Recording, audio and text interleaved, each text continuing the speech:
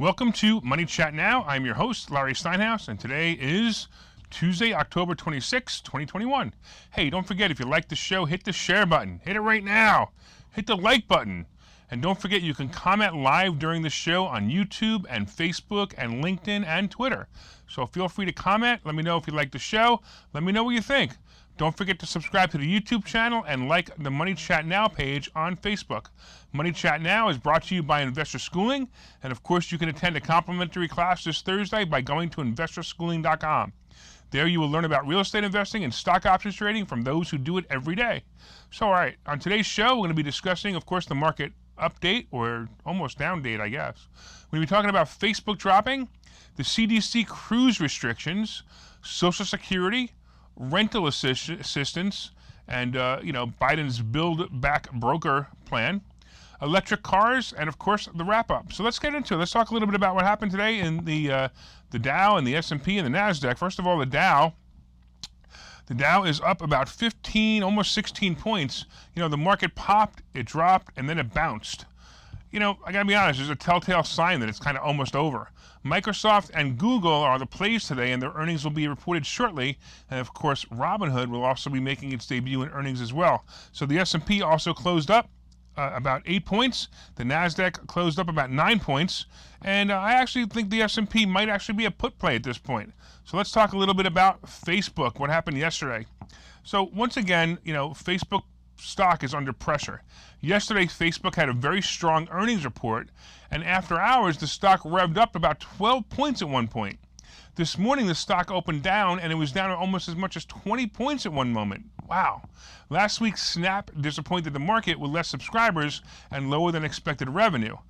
This pushed Facebook stock down and actually created a buying opportunity for a short-term option play. Unfortunately, it was only 2 days after the Snap earnings that Facebook had their earnings, so there wasn't enough time for the stock to rebound and make a good profit.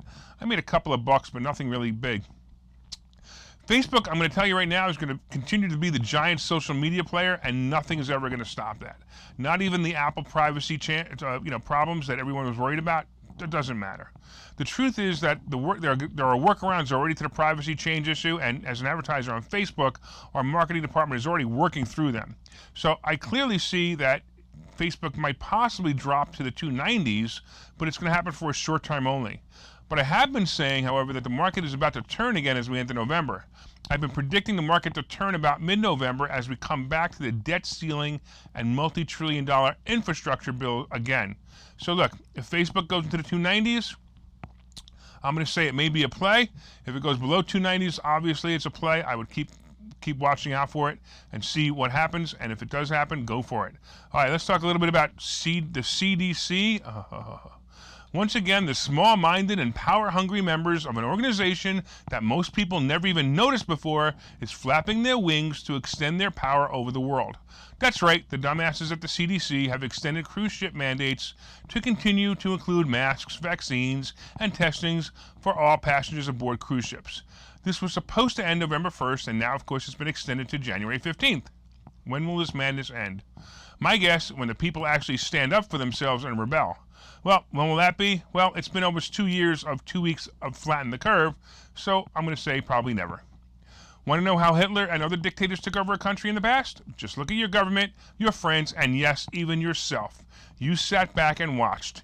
Either way, I'm not going on a cruise until I can actually enjoy myself by getting a suntan that is below my nose. All right, let's talk a little bit about Social Security. Once again, we are being told that Social Security, the biggest legal Ponzi scheme ever created, is about to run dry in about 13 years. And because of this, Democrats are scrambling to prove they care about you by introducing a bill known as the Social Security 2100 Act, and that's being brought forward. For those of you who don't understand why I call Social Security a Ponzi scheme, let me first explain the concept of the fund. This fund is designed to pay people who are over 62 from a tax collected by those who are not collecting it.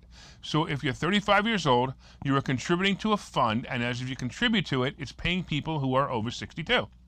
The question is if the funds are going in. The question is whether the funds going in are more each day, month, year, or decades than the funds going out.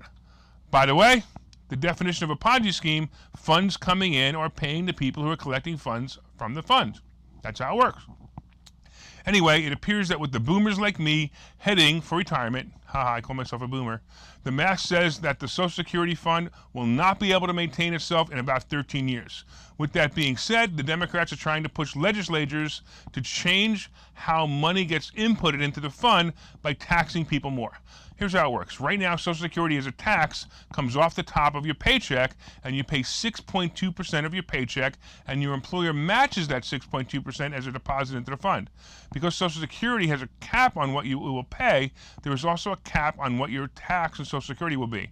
For example, if you make over $142,800 in 2021, you are considered to have capped your Social Security benefit max. That means every dollar over that number is no longer taxed at the 6.2%. One part of the bill that's being introduced will start this tax again for every dollar you make over $400,000.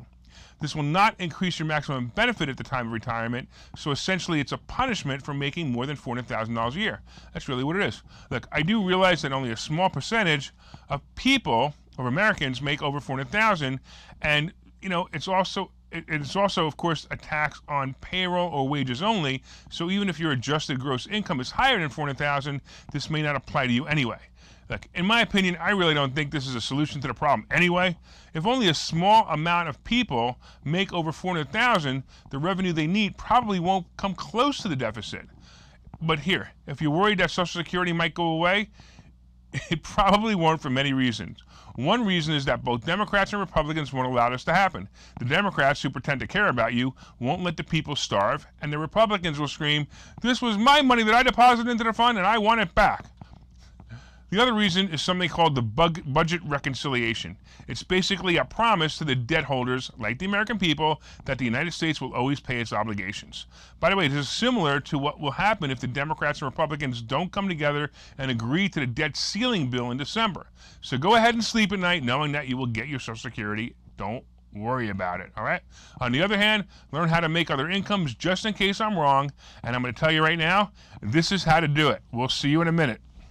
Okay, so you've thought about investing in real estate, houses, apartment buildings, properties, but don't really know where to start. Well, what if you could very easily learn how to gain strategies to use other people's money to buy and sell houses in the Philadelphia area? If you could learn and network with successful area real estate investors and how to produce monthly income on rental properties without headaches, that place is Investor Schooling. With Investor Schooling, you'll learn from two Philadelphia area rockstar real estate investors, Phil Falcone and Larry Steinhouse, about how to buy and sell properties the easy way and teach you basic and advanced techniques to help you make money in real estate. You can attend Investor Schooling in person or online visual classes 8 times a month. You can and will learn how to make money in real estate. Call for free information and get a complimentary pass to one of these classes. But don't delay, as these complimentary passes are limited. Call the number on your screen now or visit investorschooling.com. investorschooling.com.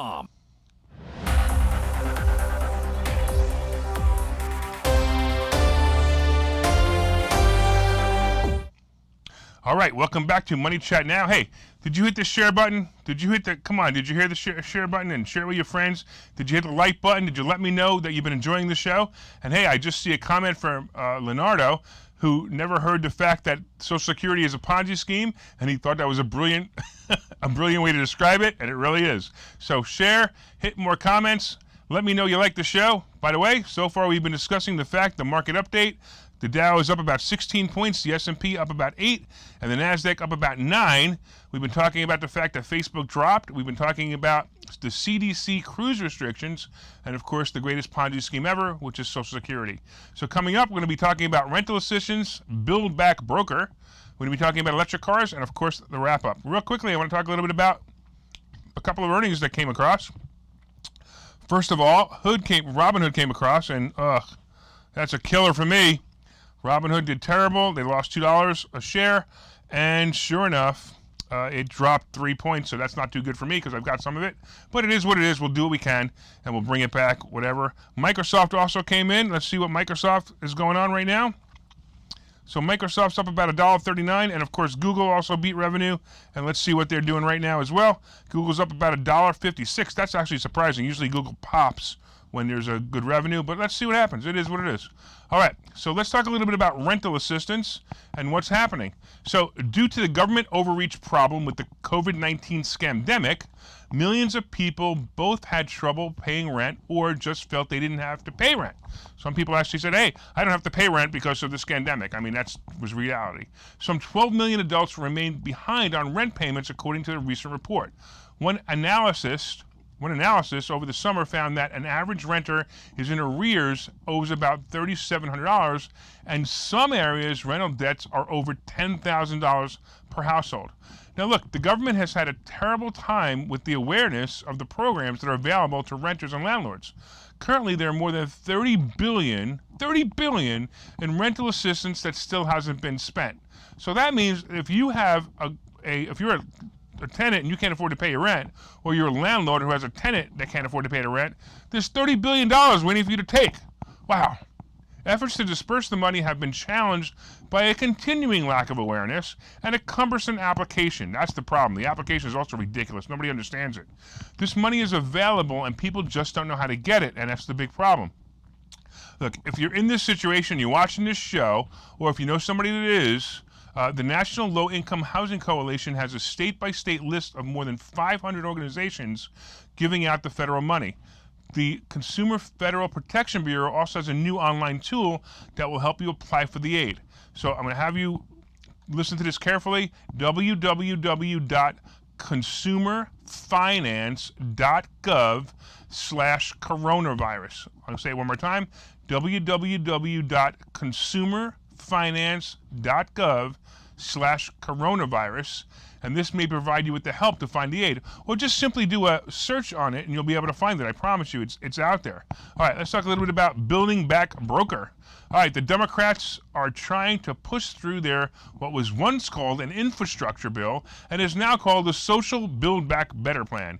Yes, folks, finally they are admitting to it. It's not about roads and bridges or electric charging stations. It's about social programs that will drain the economy and push corporate Americans to go back overseas to avoid taxes in America. Of course that's what's going to happen, right? The funniest part of the bill is it was touted as the Bipartisan Infrastructure Bill. Look, I am so confused by this former title. If it was in fact bipartisan, why didn't it get passed yet? It can't even get past the Democrats, and they're the ones actually arguing the cost, as I reported last week. I think this sums it up perfectly when Pelosi says, "We are on the verge of something major, transformative, historic, and bigger than anything else." She's correct. It's the end of freedom, the Constitution, and capitalism as we know it. Did you enjoy your free trial of socialism in the past 2 years? That's what we're in store for with this new bill passing.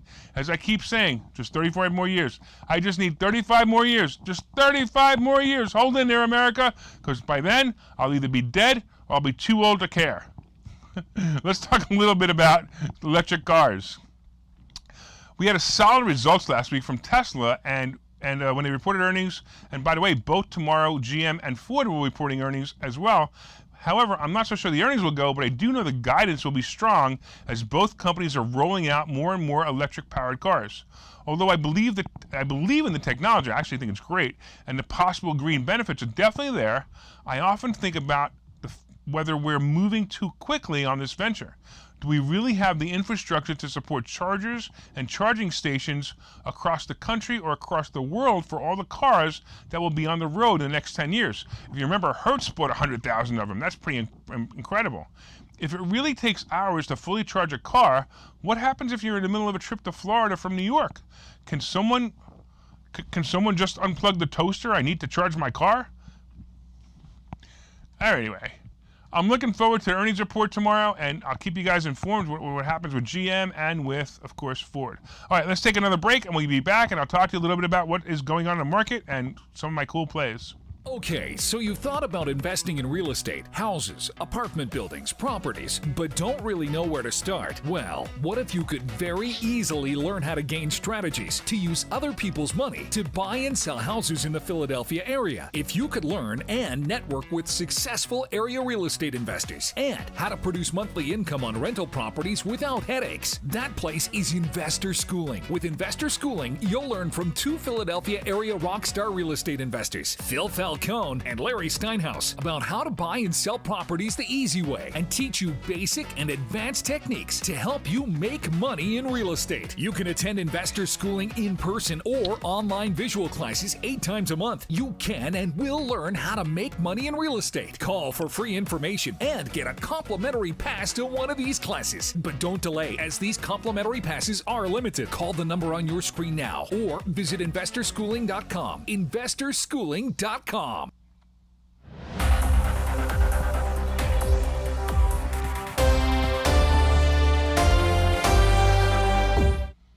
All right, welcome back to Money Chat Now. I am your host, Larry Steinhouse. Don't forget to share it. Hey, hit the share button right now. Hit that like button right now. Leave me comments. I see a couple of guys out there saying, I want to say hi to Harry. And Harry, that's not even Harry, but it is Harry. I want to say hello to Tommy and, of course, Leonardo watching us on YouTube as well. So far, we've been talking about the market update, and we talked about the fact that, hey, the market's up about 16 points. The S&P is up about 8 points, and the NASDAQ is up about 9 points. Not bad. We talked about Facebook dropping today, and it's sad, but I think it'll come back. So if you're stuck in it, don't worry.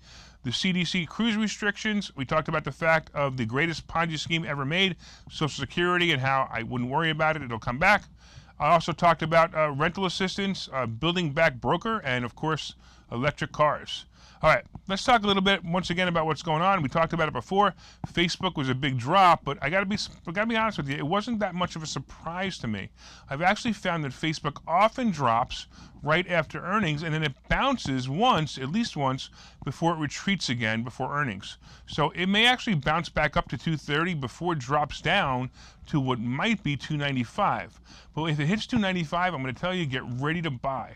So tomorrow, Apple is on deck, and I would expect it to do well. iPhone sales should be positive part of their earnings, but look, you need to understand that Apple never even needs to sell another product. And it's fine. It'll never even need to sell another product, and it will still be an incredible revenue generator from just the App Store alone. So, of course, as I mentioned before, GM and Ford are also going to be coming up as well. So those will be some awesome earnings that I'm looking forward to. I did notice, of course, that Robinhood crushed me today. So I just noticed that Robinhood's earnings were much lower earnings than were much lower revenue than expected, and that's going to cause that stock to drop. Unfortunately, I'm in a little bit of it. I'm going to have to wait it out, and we'll see where it goes. And once again, where are we? I still like the cruise stocks. I still like the airline stocks.